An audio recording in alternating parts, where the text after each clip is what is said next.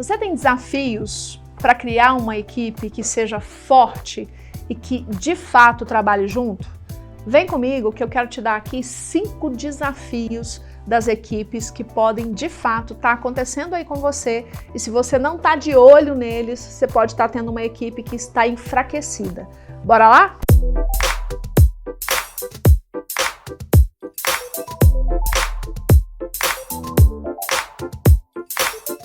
Os 5 desafios das equipes foram escritos, gente, por um cara chamado Patrick Lencioni.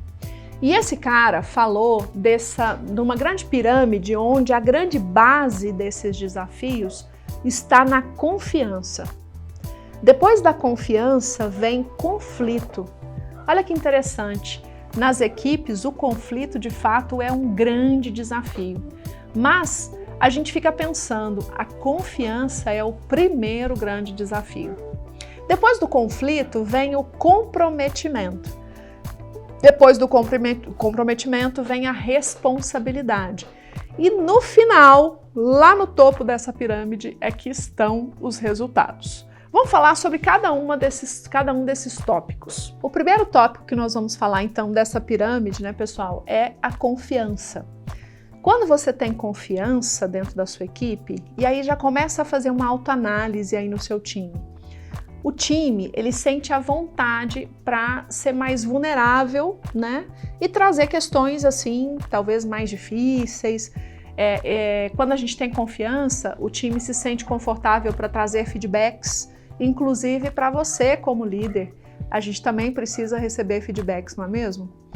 Quando a gente tem uma equipe com confiança, a gente aceita questionamentos e contribuições. Quando a gente tem uma equipe que tem confiança, há uma apreciação e um aproveitamento da experiência dos colegas. Quando a gente tem confiança na equipe, né, uma equipe que tem confiança, ela se concentra tempo e energia em questões relevantes. Uma coisa que você vai perceber em equipes que têm confiança é que a fofoca reduz. Porém, se você não tem confiança, né, ou se existe ausência de confiança dentro do seu time, você vai perceber que o time começa a encobrir pontos fracos e erros uns dos outros. Isso não é trazido à tona e a gente começa a ter, por exemplo, problemas de desempenho. A equipe, ela hesita para pedir ajuda ou até para pedir feedback construtivo. A equipe julga as interações e aptidões dos outros sem esclarecer, né? Sem saber o real motivo do porquê que aquilo aconteceu. A equipe também desperdiça tempo e energia na interação em grupo, porque a gente acaba não conseguindo ter produtividade. E a gente tem também relutância em correr riscos num ambiente que a gente não tem confiança. Segundo tópico, então, da nossa pirâmide, gente, é o conflito. Se a gente tem conflito produtivo, e isso me faz lembrar uma experiência que eu tive como presidente de uma empresa que me contratou. Ele vinha tendo, no teu grupo de diretoria, bastante conflitos, né?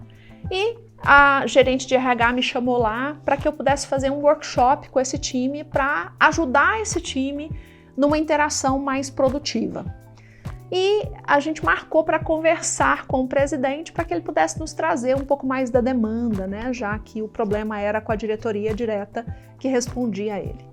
Quando eu entrei na sala, a primeira pergunta que ele me fez foi: Marta, você veio aqui para acabar com o conflito entre a minha direção? Aí eu olhei para ele e falei: por que você está me fazendo essa pergunta? Ele falou: porque se for para os conflitos acabarem, eu não quero o trabalho. Porque conflito é muito saudável. Se eu tiver aqui diretores que pensam exatamente igual, não preciso deles todos. Então eu preciso que eles tenham a riqueza do conflito, mas o conflito, não o confronto, né? E esse aprendizado foi muito importante na minha carreira, porque o conflito produtivo, gente, ele é extremamente bem-vindo em qualquer equipe, porque ele proporciona crescimento. Ele favorece o debate para a gente resolver problemas mais rapidamente. E ele, gente, economiza tempo. Por mais que a gente ache que não, o conflito produtivo, ele economiza tempo, porque ele provoca soluções vindo de dimensões diferentes. Por outro lado, a discórdia improdutiva, né, que é quando eu tenho conflitos improdutivos, ela alimenta tensão perigosa dentro do grupo. Ela começa a dividir o grupo, a gente começa a não resolver problemas específicos, a gente começa a não ser claro, a gente revisita problemas independentemente, né, indefinidamente, né, sem esperança de que esses problemas tenham solução, porque a gente cria facções, né? Então um se protege, o outro se protege, aquele lidera esse lado, o outro lidera aquele outro lado, e aí, gente, a gente promove frustração. Começa a se avaliar aí, como é que está o conflito, como é que é o nível de conflito no teu time. Terceiro tópico da nossa grande pirâmide, né, gente, é o comprometimento. E se eu tenho comprometimento na equipe, o comprometimento ele proporciona a tomada de decisão clara e a tempo, né? Uma tomada de decisão hábia, né? Hábia para que a gente possa atender às demandas. O comprometimento também considera a opinião de todos nas ações que estão acordadas. Ele também gera disponibilidade de trabalhar com informações imperfeitas. Porque, às vezes, para chegar num dado resultado, gente, a gente não tem todas as informações, mas se a gente está comprometido, a gente lida com o que a gente tem.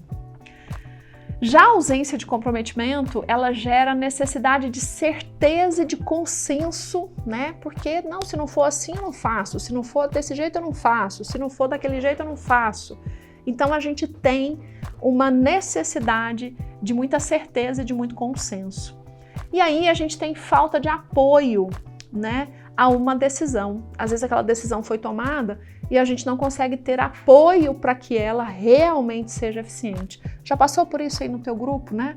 Na tua equipe? Vocês decidem uma coisa, nem todo mundo tá junto e aí aquilo não sai do lugar? Pois é, isso é ausência de comprometimento. A ausência de comprometimento também gera, gente, opiniões, né, não são ouvidas genuinamente, né, nem consideradas de forma genuína. A gente ignora às vezes, você percebe um time que fica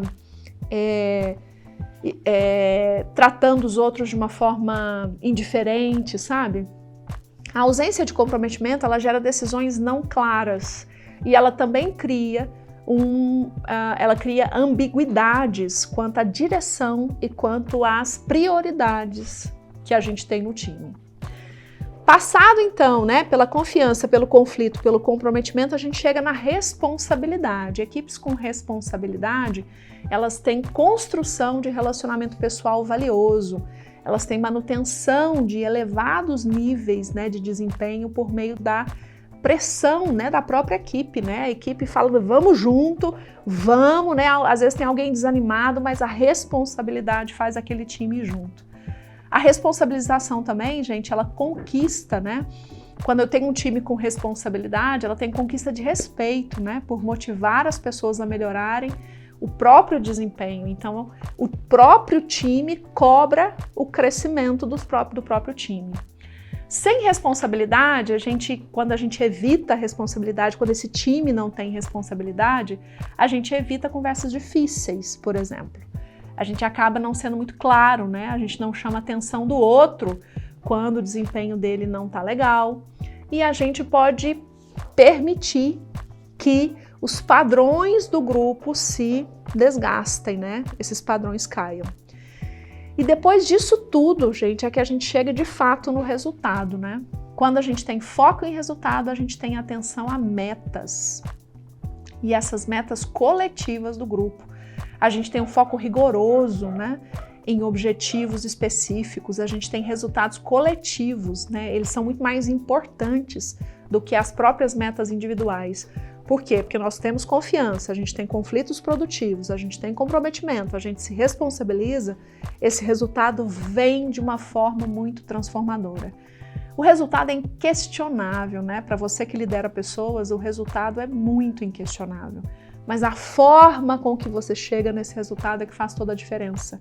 Por isso, para mim, essa teoria, né, do Patrick faz tanto sentido.